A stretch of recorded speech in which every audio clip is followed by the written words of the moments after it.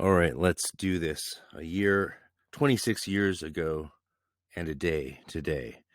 It's not the 10th of October. I was way too sick yesterday to do this, unfortunately, but I prepped it. And I'm going to try and make it through today. Let's pretend I've just been having too much fun as opposed to suffering under multiple autoimmune diseases and my eyes hurting so much from psoriasis and stuff. So let's pretend that's not the case. And I'm just going to do the best I can with this one.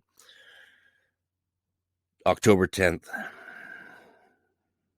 1996, rain, the cleansing sigh.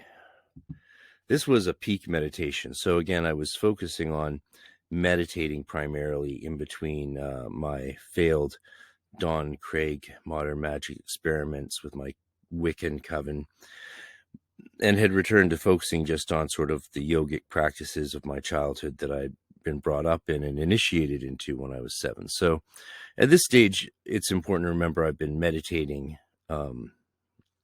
for 9 years every day, twice a day. Not always twice a day for sure, especially between age of 7 and 12. But, often if we had playtime at my friend's house, oh, damn it. Sorry about that siren, but if I went to my friend Sean's house for playtime, his mom would come in and take us off the basketball net and make us go to the parents' room and meditate. It was mandatory in our community of, Maharishi yoga practitioners and that sort of thing. So that was start going to church, right? Or prayer time. It was just part of life that you didn't question. It was shocking when I found out that the rest of the world didn't all do what we did. Of course, it was just, very surprising to me when I learned about these other ways of living other than just yoga. So it's a short entry, but it's an important one because it really does mark I was just stretching as far as I could, going as high as I can, as far as I can, and thinking of it more in kabbalistic terms as I was preparing for my November initiation into the GD. So let's see what I say. 1. Meditation. Through nothingness I went. Through the limitless I went. Into the light of the infinite. I was rising up fast through the planes of astral consciousness. Golden, blue, green, white. I was in whiteness, utter purity, Kether, maybe. I tried to go higher, but I was pushed down. A force was pushing me down. Pressure. God. Yes, God was that pressure, holding me down, but I fought it. With all my strength, I willed myself upwards into the whatever it was. Then I let go. I stopped fighting. And I loved. Yet it still held me down. And then somehow, some way, I was through. And into the purest of purities, true Kether. Around me was the most whiteness I'd ever known. And yet white is not white enough to describe it. Revelation of pure white. I didn't have an experience like this again, really, until I tried 5-MeO DMT. So, and that's no joke. This is about an hour and a bit meditation. And I was just seeing how high I could go. And this time I felt like I could really just leave and not come back, sort of. That was the experience I was definitely having. And as I was basking in the bath of light, I have some lessons to recommend at the end of this for you. So, as for the colors, though, I think it's important to remember that there's no objective reality of these colors. We experience different people in different traditions will experience different visual or sensory things. There isn't an objective reality, one that we map onto either well or poorly. The Tree of Life is a guide we superimpose onto nature, not a mystery concealed within nature that Kabbalists uncovered and the rest of us either accept as ultimate truth or reject. That's not how that works. So when you read about someone else's experiences like mine and different colors or different terms, like I use the word Kether, which is from the Hebrew Kether, meaning crown, the crown of divinity.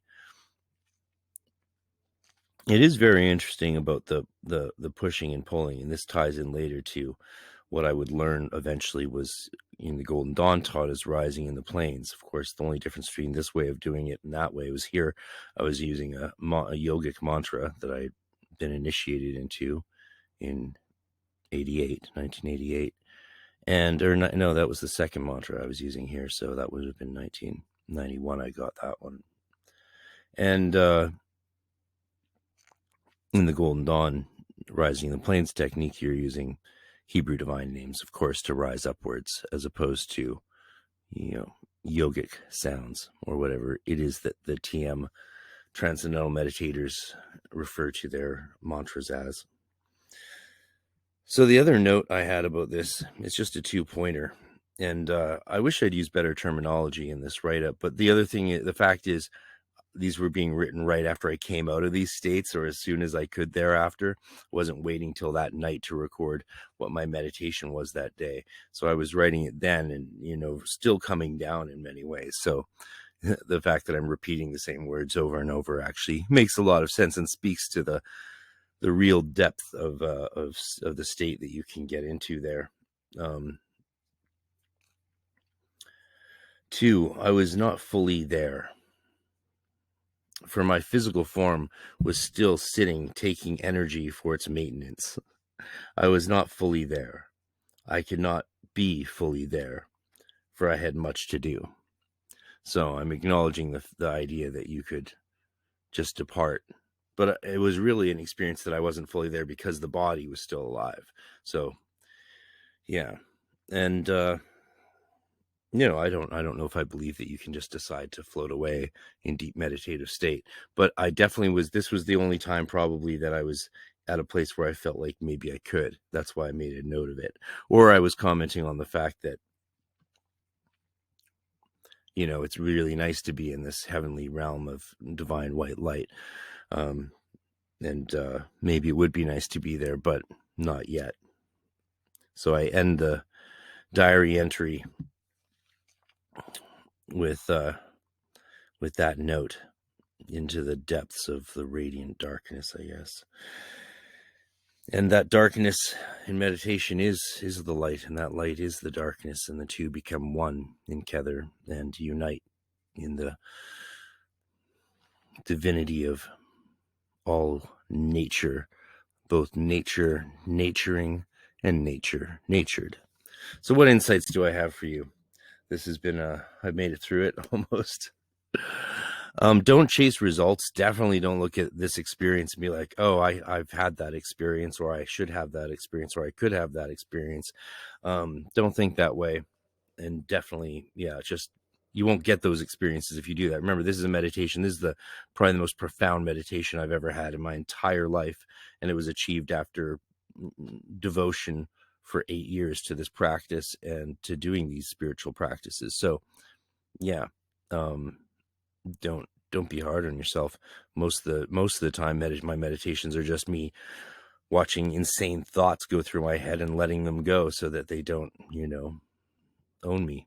And that's most of the time what it is, just doing that, or focusing on a single thing if I'm doing a more cataphatic type of meditation through a symbol, as opposed to more apophatic ones of letting go and moving forward. Technical terms, I don't like that, like saying I experienced Kether. That's such a now I would never say something like that ever. I would describe what I was experiencing, every single sensation I could have, and any even associated ideas, or try to describe it in that sort of way. I wish I could give you a better example, but I definitely wouldn't use some vague technical term that had, that I'm using in a way that only has meaning for me in the way I'm using it right then and there. And since I'm not telling you what that means, you all you can do is assume, well, he was reading Dion Fortune, so probably he's referring to this kabbalistic sphera. And absolutely, that's correct in this case. So technical terms are best to be avoided, but you can include them, just better to describe what you mean by them as you go in your diary. Otherwise, you'll look back and be like, how did I understand that word back then? Let go and love. It's just a little bit of advice. Like I said, I'm pretty under the weather, but working on it, taking all the vitamins and everything, of course, resting. Just been burning hard to get all these things done for everyone and do all the classes and everything. It's a lot if you look at everything I'm doing, but I know you probably only see one little aspect of it. So if you want to check out more, go to the website hermeticmysteryschool.com or hermeticpodcast.com and drop me a line, check out some stuff. I'm gonna go lie down again and have a nap.